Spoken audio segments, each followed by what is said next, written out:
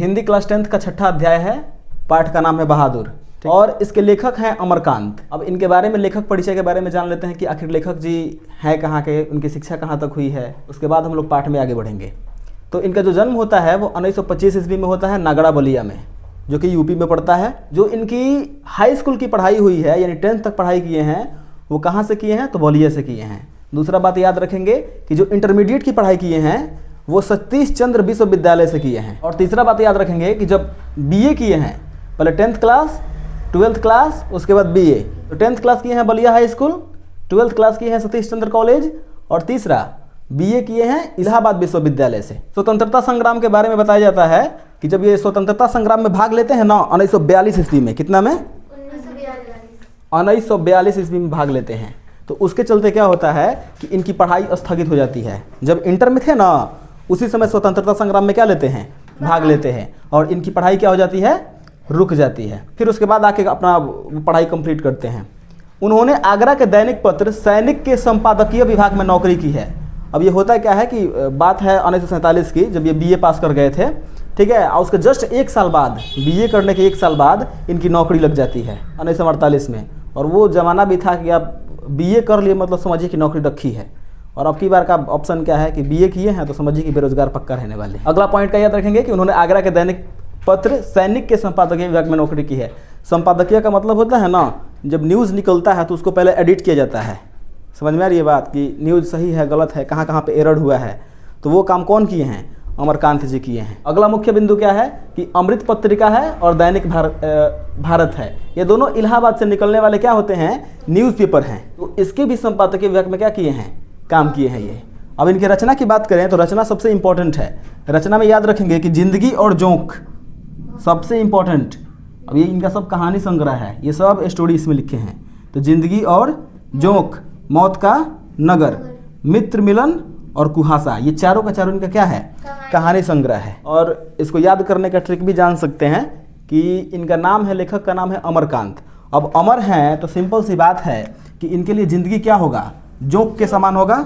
Joke यानी मजाक है, चुटकुला है इनके लिए। बहादुर आदमी के लिए ज़िंदगी और जोक क्या होता है, समान होता है। ट्रिक से याद रखेंगे। दूसरा, मौत का नगर, अमर हैं तो मौत कहाँ होने वाली है इनकी, ठीक है। तो मौत का नगर, ये बड़ा इंपॉर्टेंट क्वेश्चन है, पूछता है कि मौत का नगर के लेखक कौन है, अमरकांत।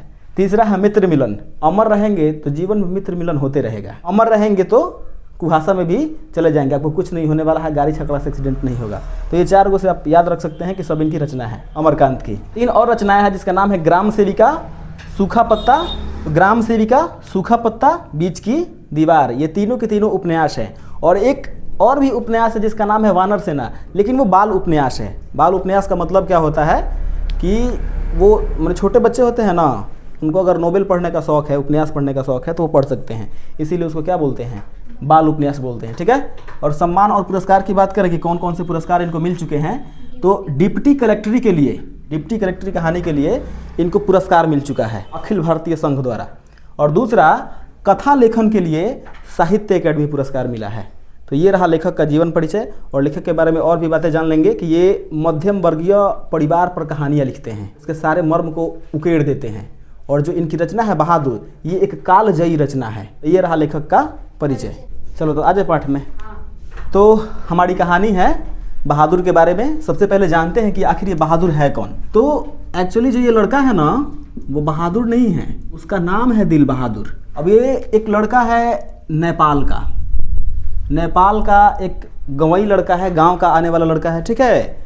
और इसकी उम्र जो है वो है 12 से 13 वर्ष। और जो इसके पिताजी रहे हैं ना वो फौज में काम किए हैं। और ये फौज में काम करते करते शायद युद्ध में ही इनकी मौत हो जाती है।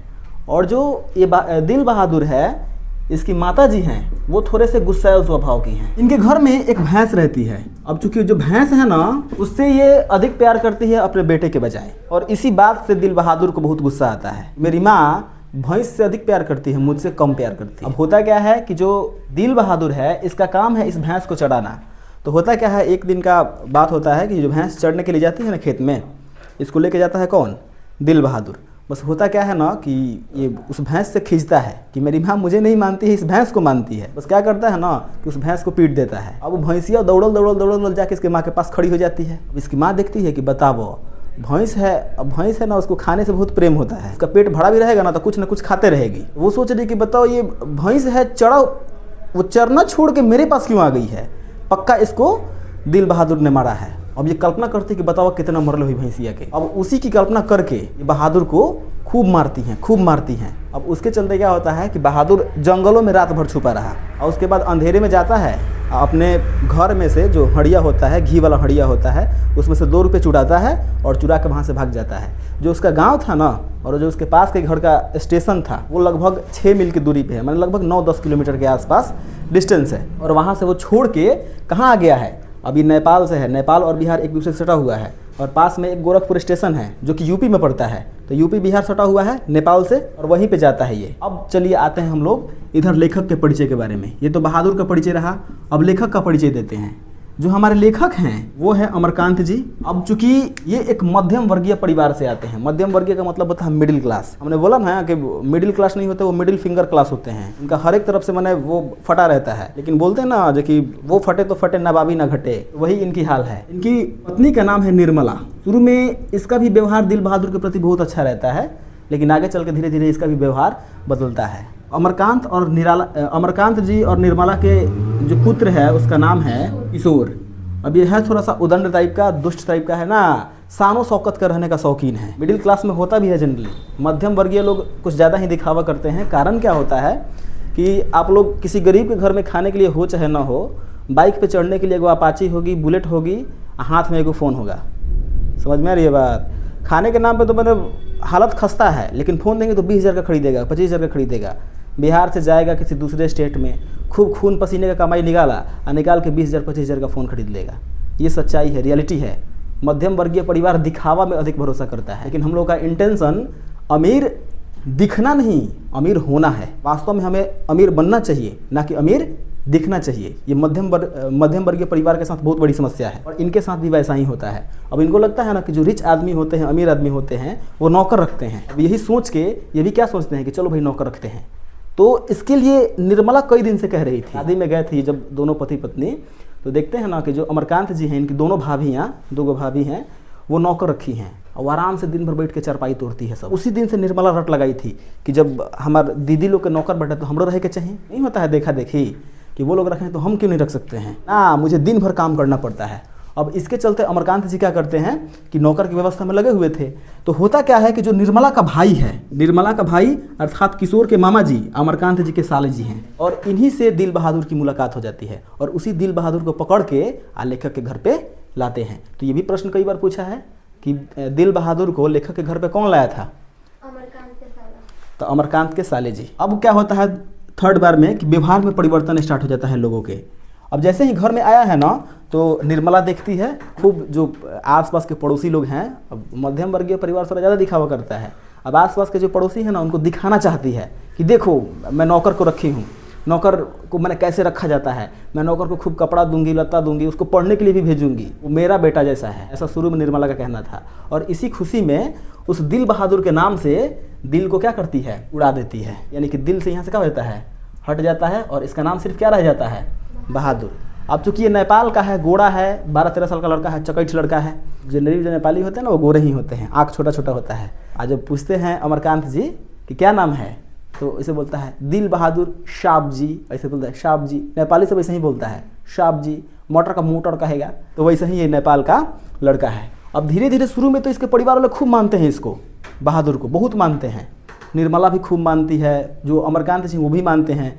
किशोर है वो अपना हमेशा काम कराते रहता है, छोटी छोटी काम भी करानी होगी ना तो घर के परिवार के जो छोटे छोटे दीदी हैं, भैया हैं, वो सब का सब इसी से काम कराते हैं। पेंसिल गिरा बहादुर उठा के दे, 1 गिलास पानी लेके आओ, साइकिल पूछ दो, तनी बर्तन मांज दो, झाड़ू लगा दो, पोछा लगा दो। अब पूरा अमरकांत जी का परिवार, निर्मला जी, पूरा सब आदमी खुश हैं। कोई भी काम कहा जाता है एकदम बंदर जैसा एकदम कूद कूद के ये करता है बहादुर। इसको भी खुशी है बहादुर को। आसपास के जो लड़के हैं वो आके इसको, मैंने ये लेखक इसमें बताते भी हैं कि जैसे घर में नया नया तोता मैना आता है ना, कुत्ता आता है ना, तो जैसे खुशी होती है ना वैसे ही खुशी हुई है। नया नया बहादुर है, खूब खुशी हुई है। बोलते हैं कि जाओ दतुअन तुर के लाओ। अब ये चूंकि पहाड़ी एरिया में रहा है तो कुछ दूर तक तो बिना हाथ धोइले नीम के पेड़ पे चढ़ जाता था। 1 मिनट में देखेंगे ना तो वो उतली पे चढ़ा हुआ है। अब ये देख के निर्मला छाती पीटती, अरे बंदर रिछ की जात, इसको बोलती है बंदर रिछ की जात। बंदर रिछ की जाती है, रिछ माने भालू होता है, वो सभी पेड़ पे चढ़ जाते हैं तो इसको बंदर रिछ बोलती हैं कि उतना ऊंचा चढ़ गया, गिर जाएगा तो लेने के देने पड़ जाएंगे। इसको डांटती भी है। लेकिन जैसे धीरे धीरे आगे देखा जाता है स्टोरी में तो जो किशोर है ना ये थोड़ा सा शानो शौकत का हायल कायल व्यक्ति है। अब ये हमेशा क्या करता है कि बहादुर को पीटते रहता है, बहादुर को मारते रहता है। अब इस बात से बहादुर को खींच होने लगती है। अब एक दिन का वारदात क्या हो जाता है कि ये बहादुर को बोल देता है सुअर का बच्चा। समझ में आ रही है बात? सुअर का बच्चा। और यही बात इसको बुरा लग जाता है कि मेरे तक तो ठीक था, बात बात में गाली देते थे, लेकिन मेरे को सुअर का बच्चा क्यों बोला, मेरे पापा जी पे क्यों गए? सुअर का बच्चा, मैंने कहा बाबू जी के सुअर कह दिलक नो, मेरे पापा को सुअर क्यों बोला? ये बात उसके दिल पे लग गई। अब तो हम लोग कहानी में आ चुके थे जिसमें किशोर क्या करता है कि बहादुर को सुअर का बच्चा बोल देता है। होता क्या है ना कि बहादुर एक दिन उसका साइकिल साफ़ नहीं करता है, उसके लिए उसे बहुत मारता है किशोर। उसके बाद क्या बोलता है, सुअर का बच्चा बोलता है, और ये बात बहादुर को लग जाती है। और उसके बाद वो मैंने चुपचाप खड़ा था, अमरकांत जी आते हैं, पूछते हैं उनसे कि बताओ क्या बात है कि आखिर तुम मतलब गुस्से में हो या मुंह बनाए हुए हो? तो बोलता है कि भैया मेरे पापा को सुअर बोला। अब डायरेक्ट गाली तो उसके पापा जी पे पड़ रही थी। अब होता क्या है कि अमरकांत जी हंसने लगते हैं। मैटर तो सीरियस था लेकिन हंसना नहीं चाहिए था। अब होता क्या है कि कहानी आगे बढ़ती है और जो निर्मला है उसकी एक पड़ोसन है। पड़ोसन आके बोलती है ना कि तुम रोटी अपने परिवार के लिए बनाया करो, ना कि बहादुर के लिए, और यही वो करती है। अब पड़ोसन सिखा देती है, होता भी है जनरली मध्यम वर्गीय जो परिवार होता है ना, मिडिल क्लास फैमिली, उसको कोई आके सिखा दे। जो मेन घर फोड़ने का काम करती हैं महिलाएं ही करती हैं। अब जाकर उसको सिखा देती है निर्मला को कि तुम अपने लिए परिवार के लिए रोटी बनाओ, उसके लिए नहीं। अब निर्मला बोलती कि वाह बहुत बढ़िया, ये बात उसको जच जाती है निर्मला को। बस अगले शाम क्या करती है ना कि वो रोटी पकाती है, अपने परिवार के लिए पका के उठ जाती है। अब बोलती है बहादुर से कि चल ले अपने तो रोटी पका। अब बहादुर चुपचाप खड़ा है। अब इसका चेहरा उतर गया है, मैंने माता जी मेरे लिए खाना नहीं बना रही हैं। अब इसको खूब डांटती हैं कि तुमको क्या लगता है कि मैं तुम्हें पतली पतली रोटियाँ सेंक के खिलाऊंगी? और बहादुर यही जब सुनता है तो उसको और बुरा लगता है कि आखिर ऐसा क्यों हो रहा है। अब होता क्या है कि जब ऐसा करने से निर्मला क्या करती है कि उसको लपक के उसके माथों पे 3-4 चटी मार देती है। अब उस दिन से सिचुएशन थोड़ा और चेंज हो जाता है। पहले तो किशोर ही सिर्फ मारता था घर में, अब उसको पीटने वाले घर में 2 लोग हो गए थे। एक निर्मला भी मारती है और उसका बेटा भी मारता है किशोर। अब होता क्या है कि जब किशोर उसको मारता है तो ऑब्वियस सी बात है वो कुछ किया होगा, उसके बाद किशोर मार दिया होगा। अब वो ये गलती करेगा ना तो किशोरों मारता था और निर्मला भी मारती थी। अब उसको मारने वाले कितने लोग हो गए? 2 लोग हो गए। समझ में आ रही है बात? उसके बाद क्या होता है, जो व्यवहार में परिवर्तन है वो धीरे धीरे परिवार में दिखने लगता है। अब उसके आगे क्या होता है, चोरी पर इसका झूठा आरोप लगाया जाता है। एक दिन का बात है, रविवार दिन था, संडे। जो निर्मला है उसकी एक सहेली है, रिश्तेदार लगती है, ठीक है, वो अपने पति के साथ और बच्चों के साथ इनके घर पे आई थी। और उस दिन क्या बनता है कि रोहू मछली बनती है और देहरादूनी चावल बनता है। अब होता क्या है कि जो रिश्तेदार हैं वो थोड़े से दुष्ट टाइप के होते ही हैं। अब होता क्या है ना कि वो जो रिश्तेदार आए हुए थे वो क्या करती है ना कि वो अचानक से खटियों से उठ जाती है, उठ के खटियों का भी देखने लगती है, कभी इधर कागज़ देख रही है उठा उठा के इसी से पलट पलट के। ऑब्वियस सी बात, अब रास्ते में चल रहे हैं, झूठों खाने इसी से खोजने लगे तो लोग बोलते क्या गिरा हुआ है, बोल दो 500 का नोट गिरा है, 10 गो आदमी खोजने में लगे हुए हैं, आप वहाँ से चले जाओ। वही रिश्तेदार करती हैं। क्या होता है जो कि वो बोल देती है क्या कि देखिए ना, साड़ी के खूंट में 11 रुपये बांधे थे, मैंने सोचा कि 4 रुपये की मिठाई ले लूँगी और जो बाकी पैसे बच जाएंगे उसको हम क्या करेंगे, बच्चों को दे देंगे। अब देखो ये इनके घर पे आए हैं, अब मिठाई उठाई कुछ लेकर नहीं आए हैं। अब बोल क्या रहे हैं कि दुकान में बढ़िया दुकान मिल भी नहीं किया रास्ता में, इसीलिए हम नहीं लेके आए हैं मिठाई। तो ये सब रिश्तेदारों का प्रपंच होता है। अब यही झूठा आरोप लगा देती है, बोलती है बुला के अमरकांत जी, क्योंकि एक बार उनसे पूछिए ना, वो अभी यहाँ पे आया था, आके इधर से चला गया है। बहादुर पे चोरी का आरोप लगा देती है। अब बहादुर तो बेचारा लिया नहीं था, तो अमरकांत जी बोलते भी हैं कि ना ना वो ऐसा आदमी नहीं है, लेकिन ना ना मैं तो ऐसे लोगों को बहुत जानती हूँ। इंग्लिश में बोलती है कि you do not know this type of people are expert in this art. मैंने इस टाइप के लोग इस आर्ट में, इस कला में माहिर होते हैं, चोरी करने में हाथ लपक होते हैं। नौकरों पे वो ऐसा तंज कस रही है। अब इस पे क्या करते हैं कि अमरकांत जी बुलाते हैं बहादुर को, बहादुर से पूछते भी हैं कि बहादुर तूने पैसे लिए हैं? तो बहादुर स्वीकार करता है कि नहीं, मैंने पैसे छुए ही नहीं हैं। क्योंकि पीछे भी हुआ क्या था कि 8 ना 4 ना 1 रुपया कहीं पे मिल गया ना तो बहादुर लेकर सीधे निर्मला को देता था, उसको वो खुद नहीं रखता था। तो इसीलिए अमरकांत जी को शक भी नहीं हो रहा है। अमरकांत जी बोल रहे हैं कि ना ना ऐसा नहीं है वो, बट रिश्तेदार तो रिश्तेदार हैं, वो थोड़े से दुष्ट होते ही हैं। अब यही होता है कि उसको लपक के अमरकांत जी भी एक ताबड़ मार देते हैं। ये बात इसको और लग जाती है, रिश्तेदारवा है बार बार पकड़ के लेके जा रहा है दुआरी पे कि चल तेरे को थाना से पकड़वा देते हैं, थाना से पकड़वा देते हैं। लेकिन बहादुर लिया रहेगा तब ना बताएगा। वो बोल रही है कि कहीं ज़मीन में खोद के गाड़ दिया होगा, कहीं झाड़ी में छुपा दिया होगा। अरे लिया होगा तब ना छुपाया होगा। उसके बाद अमरकांत के मारने के बाद भी क्या होता है कि निर्मला आती है और निर्मला लेके 2-4 चाटी धरा देती है इसको, बहादुर को। अब एक दिन क्या होता है कि जब ऑफिस से आते हैं अमरकांत जी दफ्तर से, उसके बाद देखते हैं कि घर में पूरा सन्नाटा छाया हुआ है। निर्मला बैठी हुई है ऐसे अचरा मुंह पे दाब के। तो पूछते हैं क्या हुआ है, तो बोलती है कि वो भाग गया। तो कौन भाग गया, तो बोले कि बहादुर भाग गया। अब तो अमरकांत जी को भी शौक लगता है कि भाग गया, क्यों भाग गया। तो फिर ये पूछते हैं कि कुछ लेके भागा है। तो यही बोल रही निर्मला कि कुछ लेके भागा होता तो संतोष होता, कुछ लेके भी नहीं गया है। बेचारे उसके स्वाभिमान पर चोट लग गई थी ना, तो वो लेके क्यों जाएगा। अब इसी बात से वो निर्मला रो रही है। किशोर को भी इस बात का अफसोस है कि आखिर वो क्यों भाग गया, क्यों भाग गया, क्यों भाग गया। और वास्तव में यही होता है। तो उस पर कितने रुपए का चोरी का आरोप लगाया गया था, तो 11 रुपये चोरी का आरोप लगाया गया। उसके बाद उसके परिवार को क्या होने लगता है, पछतावा होने लगता है। वो क्या सोचते हैं कि मैंने वो भागा होगा तो कुछ लेके भागा होगा ना, अगर इस टाइप का है तो। लेकिन बहादुर उस टाइप का था ही नहीं, वो मेहनती और ईमानदार लड़का था। इसीलिए उसके पूरे परिवार को अफसोस होने लगा कि वो जब था तो कितना आराम मिलता था, जब वो था उसकी कीमत को हमने नहीं समझा। और इस पर एक शायर भी तो है ना, जो कि दुनिया जिसे कहते हैं मिट्टी का खिलौना है, जो मिल गया वो मिट्टी है, जो ना मिला वो सोना है। जब मिडिल क्लास के साथ और भी समस्या होती है, वो क्या मानते हैं ना कि उनकी नज़रों में, मिडिल क्लास व्यक्ति की नज़रों में किसी भी चीज़ की कीमत 2 स्थिति में होती है। एक स्थिति पहली होती है, यदि वो उसके पास नहीं है तो उसकी खूब इज्जत करेगा वो। जैसे मान लीजिए कि मेरे पास बाइक नहीं है, तो मैं सोचूंगा कि चलो मेरे पास बाइक आ जाए, बाइक आ जाए। मैंने बाइक को खूब बढ़ा चढ़ा के रखा है, और जब बाइक खरीद लेंगे तो चलो वंस इज डन, बात खत्म। खरीदा गया तो खरीदा गया। देख रहे हैं कि चला रहे हैं, आ रहे हैं, जा रहे हैं, गंदी पड़ी हुई है, उसकी कोई कदर नहीं करते हैं। तो जब पास में मिल जाता है ना, तो उसका कोई कदर नहीं होता है। लेकिन जैसे ही वो खो जाएगा ना, उसके बाद उसकी कीमत रियलाइज होती है। गाड़ी आपके पास से ख़राब हो जाए, चाहे कुछ भी हो जाए, दूसरे से गाड़ी मांगने जाएंगे ना, तब उसकी कीमत पता लगती है। सेम टू सेम बहादुर के साथ भी होता है। जब था बहादुर तब घर वाले इसकी इज्जत नहीं करते हैं, और जब क्या होता है कि बहादुर ये घर छोड़ के चला जाता है, तब पूरे परिवार को पछतावा होने लगता है। आखिर क्यों चला गया, क्यों चला गया। किशोर बोल रहा है कि मैं शहर पूरा ढूंढ के आया, अगर एक बार मिल जाता तो उसको जाने नहीं देता। अब मारे की बड़ी ना 74 लहन, बड़ी मारता था उसको, गाली भी देता था, भद्दी भद्दी गालियाँ। लेकिन होता क्या है, बहादुर तो चला गया है। तो ये थी हमारी पूरी स्टोरी। अब है पाठ का संदेश कि आखिर ये पाठ कहता क्या है।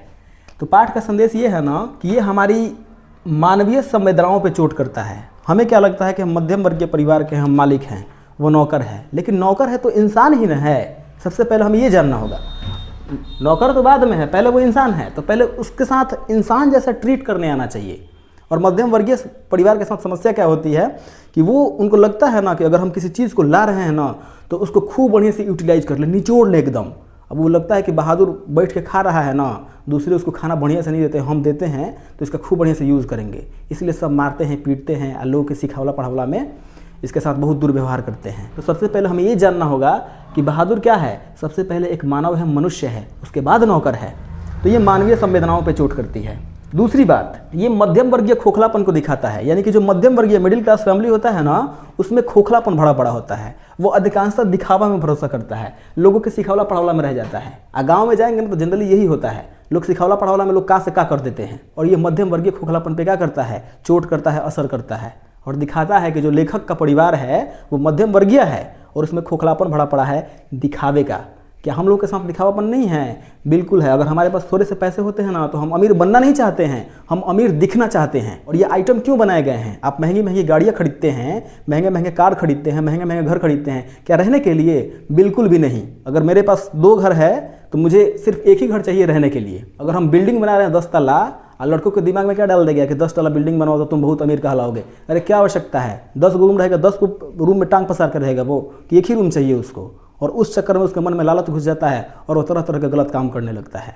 और मिडिल क्लास के साथ यही समस्या है। तो वही मध्यम वर्गीय परिवार होता है, उसमें भरपूर खोखलापन भरा होता है, वो भरपूर दिखावा करता है। वो दिखाना चाहता है कि देखो हम रिच हैं, रिच हैं, रिच हैं, मेरे पास ये गाड़ी है, ये कार है, इतने बड़ा बंगला है, इसलिए हम रिच दिख रहे हैं। तो आप रिच दिख रहे हैं, रिच है नहीं। रिच आदमी मेंटालिटी से होता है, ना कि फिजिकल वस्तु से होता है। तो दूसरा बात यही है कि ये मध्यम वर्गीय खोखलापन को दिखाता है। तीसरा होता है पछतावा। वही मैंने बात बोला कि जो मिल जाए वो मिट्टी है, जो ना मिला वो सोना है। वही बात बहादुर के साथ भी होती है। बहादुर जब पास में होता है तो लोग उसकी कीमत को नहीं समझते हैं, और जब चला जाता है तब कीमत समझ में आती है कि वो क्या था। जैसे कितने लड़के होते हैं जो अपने माता पिता की कीमत को नहीं समझ पाते हैं। माता पिता खूब मेहनत करके आ रहे हैं। मुझे इस पर एक स्टोरी याद आ रही है जिसमें क्या होता है ना कि हम गए थे हीरो के शोरूम में, तो मैंने देखा कि वो वहाँ का एक लड़का था ना, हीरो की महंगी गाड़ी आती है, एक्सट्रीम 250R नाम है उसका, मुझे लगता है कि 2 लाख के आसपास की गाड़ी है वो। और जो उसके पिताजी थे ना, वो देख के मुझे लगा कि मैंने बहुत पुअर हैं। अब वास्तव में वो पुअर थे। मेरे को रियलाइज़ हुआ कि थोड़ी सी कुछ ना कुछ तो गड़बड़ है। अब वो लड़का ज़बरदस्ती उनको शोरूम में लेके गया था गाड़ी खरीदवाने के लिए। उनके माता जी से पूछे तो बोल रही हैं क्या कि बोल रहा है ना कि बाइक ना खरीद बोलोगे तो हम जहर खा के मर जाएं। और वो परिवार 20,000 रुपया मुश्किल से इकट्ठा करके लाया था। और उसके बाद कम से कम ऐसा 40,000 की 50,000 कर्ज लिए थे लोग। 60-70,000 वो डाउन पेमेंट करते हैं। और वो लड़का बोला था ना कि हम खुद काम करके इसका किस्त भरेंगे। लड़का भी बोला था ये बात। तो वो रहता है जनरली किराना के स्टोर पे, तो 4-5 हज़ार या 6,000 महीना मिलते हैं। बेचारा वो कैसे उस गाड़ी को मेंटेनेंस करेगा वही जानता है। तो है बेचारा पुअर या हो सकता है मध्यम वर्गीय परिवार का हो, लेकिन उसके मन में क्या है, दिखावे का शौक है कि हम गाड़ी पे चढ़ेंगे, रिच दिखेंगे, लड़के देखेंगे तो बोलेंगे वाह रिच है, अमीर है। तो मध्यम वर्गीय परिवार इसी के साथ जीता है, उसके साथ यही समस्या होती है। तो जब नहीं होता है तो हम लोग इज्जत नहीं करते हैं, जब हो जाता है तो इज्जत करना छोड़ देते हैं। वही सेम टू सेम बहादुर के साथ होता है और पूरे परिवार को पछतावा होता है। तो ये रहा हमारे कहानी के बारे में। इसमें के कुछ ऑब्जेक्टिव प्रश्न भी हैं जिसको आप देखना चाहते हैं तो हम उसको अगले पार्ट में अपलोड करेंगे, क्योंकि वीडियो ज़्यादा बड़ा हो जा रहा है तो मेरे फ़ोन का स्टोरेज थोड़ा सा कम है। मैं थोड़ी सी समस्या से जूझ रहा हूँ, इसलिए आगे हम प्रयास करते हैं कि इसमें ऑब्जेक्टिव को भी शामिल किया जाए ताकि एक ही वीडियो में आपका काम बन जाए। ठीक है, धन्यवाद।